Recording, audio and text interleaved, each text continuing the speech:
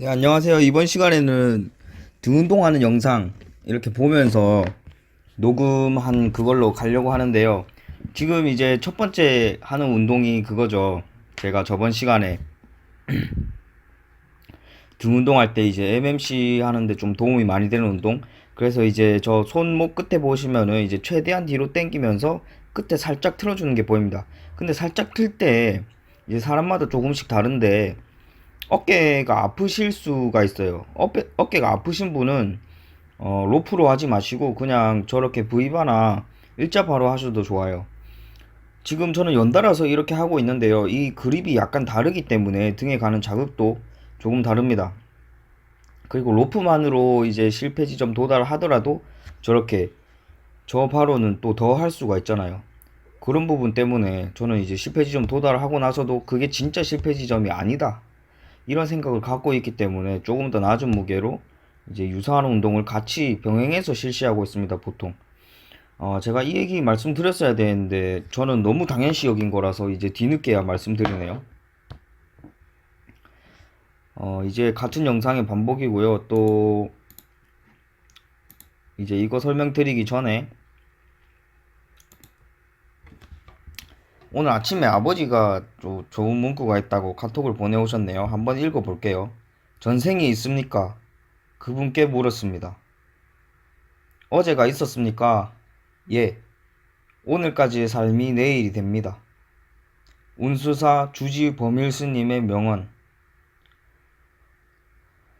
오늘까지의 삶이 내일이 된답니다. 이게 제가 가지고 있는 그 사람의 정체성 이런 느낌이랑 비슷하거든요. 한 영화를 이제 다운받아 보면은 이제 타임테이블이 쫙 있죠, 밑에. 그 재생하고 정지할 수 있는 그런 테이블이 쫙 있는데, 그런 테이블에서 어느 순간 멈추고 멈추더라도 그 영화잖아요, 결국에. 저는 제3도 마찬가지라고 생각하거든요.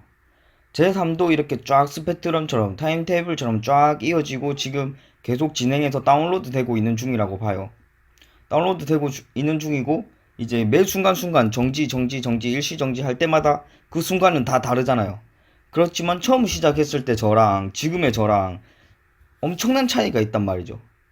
계속 그 순간순간마다 차이가 쌓이고 쌓여서 결국에 지금의 내가 된 거죠. 물론 과거의 나도 나고 지금의 나도 나긴 나지만 그 차이가 계속 반복되면서 지금 그때 그 완전 갓난아기 때 나나, 중학교 시절 나나, 지금의 나나 꽤나 많은 단절이 있는 것처럼 보이죠. 아예 일관성이 없는 것처럼 보일 정도로, 그 정도로 단절이 있죠. 그렇지만 그래도 같은 나 아닙니까? 나로서는 동일하지만 결국에 그 차이들을 어떤 차이들로 만들어 갈까가 진짜 중요한 것 같습니다. 지금 이제 턱걸이 하고 있는데요. 이전에도 다른 이제 턱걸이 기구에서 턱걸이를 많이 했었습니다.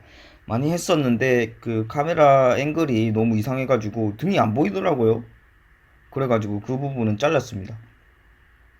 지금 이 부분도 조금 와이드하게 잡고 그 다음에 이렇게 좁게 잡아서 이제 리버스 그립으로 이렇게 턱걸이를 가져가고 있는데요. 이렇게 연달아 하시는 것도 중요합니다. 와이드 그립으로 했을 때 실패 지점 도달하더라도 이제 좁게 잡아가지고 해버리면은 또 됩니다, 그게. 그러니까 등에 계속해서 자극을 주는 거죠. 다양한 자극을 쉬지 않고. 지금 스트레칭 하고 있는데요. 등 운동할 때는 저는 스트레칭 매우 즐깁니다. 이제 운동 전에 하는 스트레칭은 실질적으로 부상 예방에 거의 도움이 안 됩니다. 진짜로. 이게 과학적으로 밝혀졌거든요. 그리고 스트레칭 같은 경우에는 이제 동적 스트레칭이냐 정적 스트레칭이냐에 따라 다르긴 하지만 일반적으로 하는 스트레칭으로 보면은 거의 좀 부교감 신경을 자극하는 그런 쪽입니다. 근데 저희가 운동을 하려고 하면은 교감 신경이 자극돼야 되거든요. 그런 부분에서 좀 비효율적이라는 생각이 저는 들더라고요. 그래서 운동 전 스트레칭을 실시하지 않습니다. 운동 중에 이렇게 실시하는 거는 혈류량도 늘려주고 이제 여기 근육을 자극 주고 있구나를 느낄 수 있어서 좋은데, 그래서 이제 자주 하는 편입니다. 특히 등 운동할 때가 저는 스트레칭이 가장 효과적이라고 봅니다. 다른 운동할 때는 운동 중간중간에 스트레칭은 잘 안 해요. 지금 이제 시티드로우 하고 있죠. 열심히 하네요. 그 등에 이렇게 그 좀 꼬뭇꼬뭇한 자국 있는 거는 제가 사열했습니다. 저도 등 근육이 살짝 비대칭입니다. 오른쪽이 솟아 있습니다. 그런 부분 때문에 좀 굉장히 불편한 부분이 없잖아 있지만 이제 치료받을 수 있을 때는 치료받아가면서 운동을 열심히 하고 있습니다. 병원 가면은 실습을 하는데 실습할 때 기회가 되면은 이제 침도 맞아보고 뭐 사열도 해보고 하는데 기회가 되면이 아니고 자주 하죠. 항상 하죠. 뭐 이 집에 이제 제가 뭐 주말이나 가끔 이렇게 두 달에 한 번 정도씩 내려가는데요, 부산에. 갈 때마다 이제 어머니 아버지한테 침 놔주고 약도 지어가고 그렇게 다 합니다. 되게 좋아하십니다. 이제 주변 분들한테도 선물도 드리고 그렇게 하고 있습니다. 쉬는 시간이 굉장히 짧습니다. 지금 이렇게 쉬고 있지만 그 들어가야 되는데 지금 들어가기 싫어가지고 지금 이렇게 머뭇머뭇거리고 있습니다. 아, 저 운동할 때는 소리는 안 냅니다. 뭐라 합니까? 그 끙끙대는 소리는 혼자 내고요. 뭐 비명 같은 소리는 기압이라고 하나요? 네, 기압은 전혀 안 넣습니다. 조용조용하게 이렇게 관심 안 받고 운동하는 거 좋아해가지고 원래 나시도 잘 안 입고 그런데 팔이 지금 탄 거는 저번에 세부 여행 갔을 때 나시 입어가지고 싹 타버렸습니다. 얼굴도 많이 탔고요. 그래서 등은 새하얗고 팔 부분은 검해가지고 벗어도 안 이쁘고 이번에는 또 태닝을 좀 귀찮아가지고 안 했거든요. 왜냐면은 양복 입고 광주 나가가지고 돌아오는 길에 태닝샵이 있는데 거기 들렀다가 오면은 양복이 다 그 태닝 오일 묻고 그래 버리니까 매번 이렇게 옷 들고 다니면 좋긴 하겠지만 또 그런 부분도 있고 제가 차가 있는데요. 그 차에 좀 친구들을 많이 태워가지고 친구들 기다리게 할 수가 없잖아요. 그래가지고 어, 태닝 같은 경우에는 뭐 포기했고 태닝을 안 하더라도 이제 좋은 성적 낼 수 있도록 그만큼 더 열심히 하면 되니까요. 또 이제 저는 철학 공부를 처음 시작한 게 고등학생 땐가? 중학생 땐가? 아무튼 그랬어요. 중학생 때 이제 학교 성적을 올리고 싶은 공부를 하고 싶은데 아버지가 새벽마다 이렇게 깨우셔가지고 저를 철학과 굴뚝청소부를 처음부터 끝까지 읽었습니다. 그때 처음에는 정말 싫었죠. 아니 그 빨리 좋은 대학교 가기도 바빠 죽겠는데 아버지는 어찌 나한테 이런 시련을 주시는가 싶었는데 지금 생각해보니 정말 저는 참 감사하다는 말씀밖에는 못 드리겠습니다. 운동이 이렇게 제가 보면은 그립이 굉장히 다양하죠.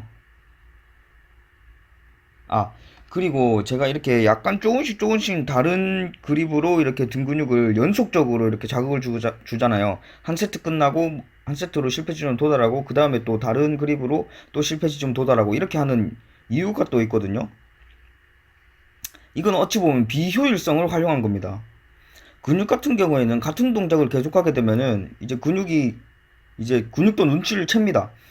또 이 근육 쓰겠구만 해가지고 미리 준비를 해가지고 효율성을 높여버립니다. 그러니까 우리가 근력 운동을 할 때는 최대한 힘든 것, 최대한 비효율적인 것 그런 방식으로 해야지 결국에 성장이 잘 이루어지는 거거든요. 그래서 그립을 바꿔가면서 다른 자극을 계속 줘가지고 근육이 이 동작을 기억을 잘 못하게 하는 겁니다. 그렇게 하면 할 때마다 조금씩 새로운 거죠. 계속 똑같은 동작을 할 때보다 조금 더 새로운 거죠.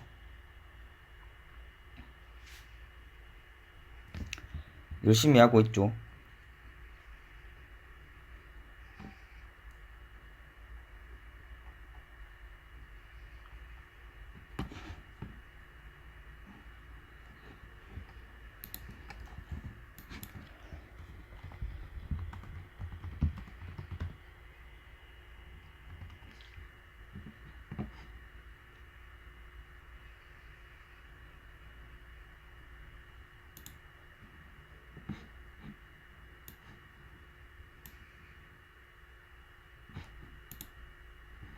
뭐 특별한 점은 딱히 없습니다. 그냥 저는 운동을 이렇게 하고요.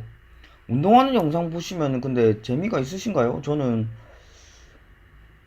잘하는 사람 거 보면 재밌긴 한데 뭐 편집 기술도 화려하고 하지만 저 같은 경우에는 이제 편집 능력이 없지 않습니까? 그래서 좀 재밌게 이렇게 말이라도 재밌게 해야 되는데 지금 그리고 제가 또 어제 비트겐슈타인에 관련돼 가지고 약간 글을 좀 읽었는데 제가 제대로 이해했는지 그런 부분에 대해서 좀 자신이 없어 가지고 지금 유튜브에 담기는 그런데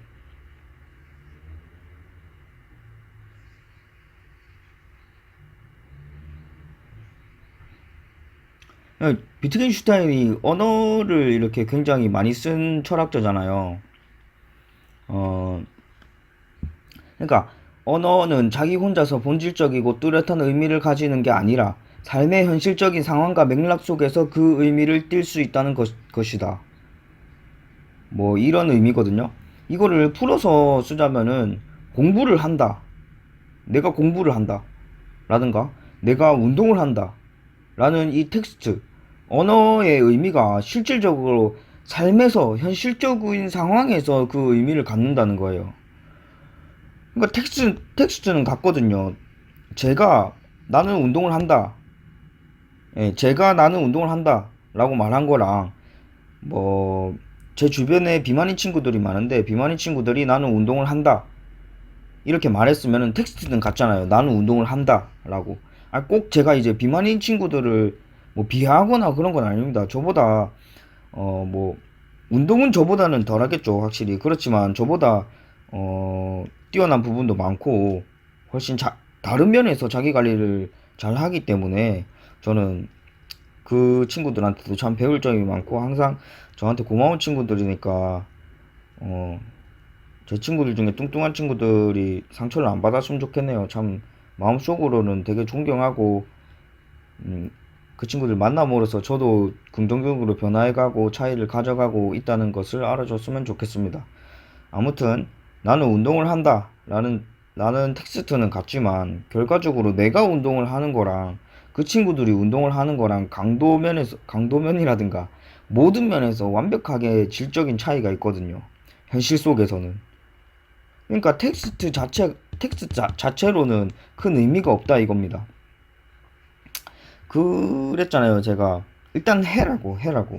뭐 계획 같은 거 텍스트로 그렇게 뭐 어째 뭐 이렇게 하면 될까요? 저렇게 하면 될까요? 뭐 몇 그램 먹으면 될까요? 이런 거 하지 마시고 해보시라고 일단. 해보셔야지 그게 의미를 갖는다고. 그러니까 수첩에 모든 계획을 다 써놔요. 그 계획을 써놓은 건 텍스트는 의미가 없다는 게 어떻게 될지 몰라요, 현실에서. 일단 안 이루어질 가능성이 높고요.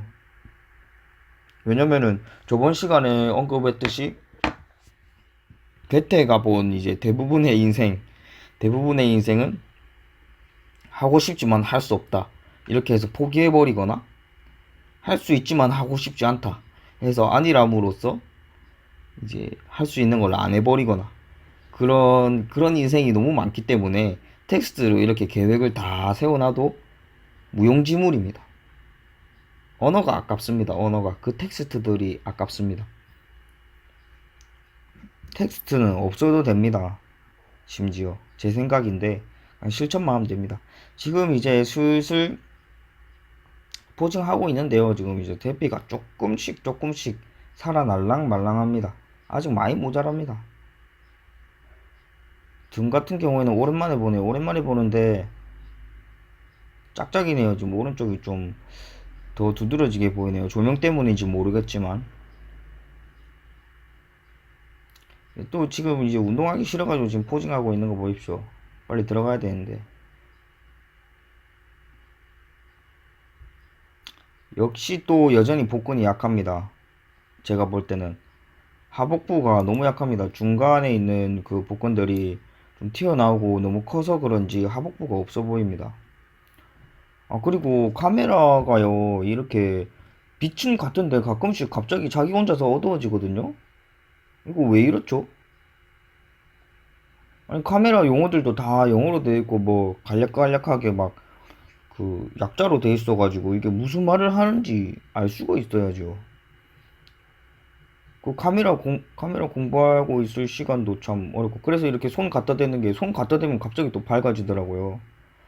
이런 부분을 좀 그 고정적으로 정할 수는 없을지, 그런 방법이 혹시 아시는 분은 좀 댓글로 알려주시면 너무너무 감사하겠습니다. 댓글로 알려주시면은 혹시 뭐 커피 필요하시면은 조금 보내드리도록 하든가 그렇게 할게요.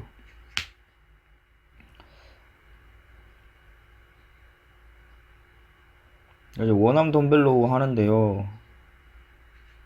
아, 저기 옆에 저분이 이제 구독자분이시라고 말 걸어 주셔가지고 잠깐 이야기했었어. 원래 헬스장에서 제가 말을 잘 안 하거든요. 그래서 말 안 하려고 일부러 이어폰 꽂고 있는 것도 있어요. 이렇게, 원암 덤벨로 할 때 그냥 수직으로 올린다는 느낌으로 하지 마시고 골반 쪽으로 뒤로 이렇게 당겨 버린다, 그런 느낌으로 하시면 훨씬 더 광배 쪽에 자극이 많이 가요. 이제 막판이라 그런지 힘들어가지고 그런지 되게 자세가 많이 틀어지네요. 마무리 운동으로 또 이제 하고 있네요. 오늘 같은 경우에는 이제 데드리프트를 안 했는데, 이거 끝나고 또 바벨로우도 참 했습니다. 데드리프트를 안 했는데, 데드리프트는 일주일에 한 번 합니다. 일주일에 두 번에서 2.5번, 두 번에서 세 번 정도 등 운동을 하는데, 일주일에 한 번 정도만 이제 데드리프트를 합니다. 왜냐면은 일주일에 두 번씩 데드 하면은 또 스쿼트도 두 번씩 해야 되거든요. 그러면 일주일에 네 번이나 그렇게 운동을 해버리면은 되게 몸이 좀 피곤하더라고요. 참 감당을 못 하더라고요. 그러니까 기립근 쪽이, 허리 쪽이, 코어가 아직 약해서 그런지 감당을 못 하더라고요. 그래서 한 번 정도 하고 다른 부분을 좀 더 위주로 하는 편입니다. 그리고 다른 부분이 더, 물론 약하기는, 따지고 보면 다 약하긴 한데요.